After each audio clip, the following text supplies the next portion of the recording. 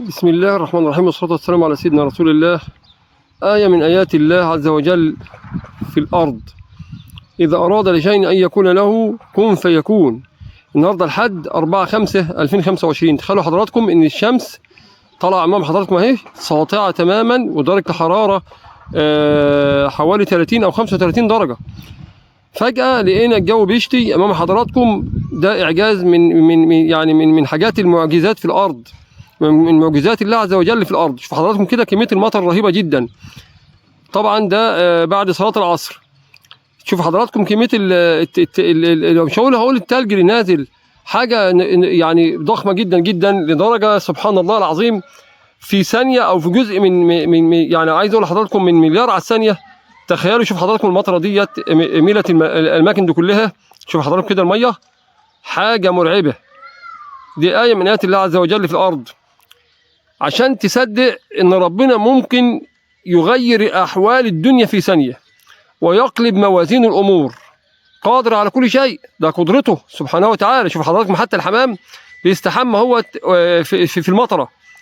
طبعا ده حضراتكم يعني منظر سبحان الله العظيم قسما بالله. حتى انا يعني صورته طبعا بطريقه يعني ما كنتش اصلا عامل حساب للتصوير او الكلام ده كله. شوف حضراتكم كده كمان المطره والارض والرصيف، وطبعا العربيات اكننا في الشتاء، اكننا في الشتاء. مع المفروض النهارده ان طبعا الصيف، توقيت الصيف بيبدا 1/5، النهارده 4/5.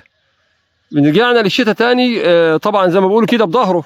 عشان شوف حضراتكم نعم ربنا علينا، تشوف فضل ربنا علينا، تشوفوا اعجاز ربنا علينا في الارض وآياته في الأرض وفي السماء. قادر على أن يغير الأحوال في جزء من مليار على الثانية كما قلت سبحان الله العظيم. طبعا ده مسجد الوحدة بقرية الربع، مركز سمير أمديد، محافظة قلية. شوف حضراتكم السماء صافية تماما من دار، ما فيش فيها أي نوع من أي شتاء أو أي حاجة. وطبعا شايفين الأماكن قدامكم، الناس أكن في شهر الشتاء، أكننا في شهر الشتاء. حاجة عجيبة، حاجة غريبة، منظر ما تعودناش عليه ولا شفناه قبل كده.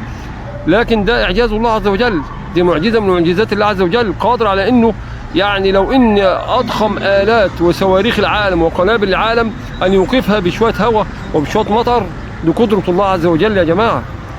قدرة الله عز وجل عظيمة وشأنه عظيم سبحان الله العظيم. أقسم بالله دي بيرك مية اللي أمام حضراتكم، دي بيرك مية تجمعت في الملاعب طبعا. وشوف حضراتكم ده قرية الربع طبعا، يعني من الناحية الشرقية.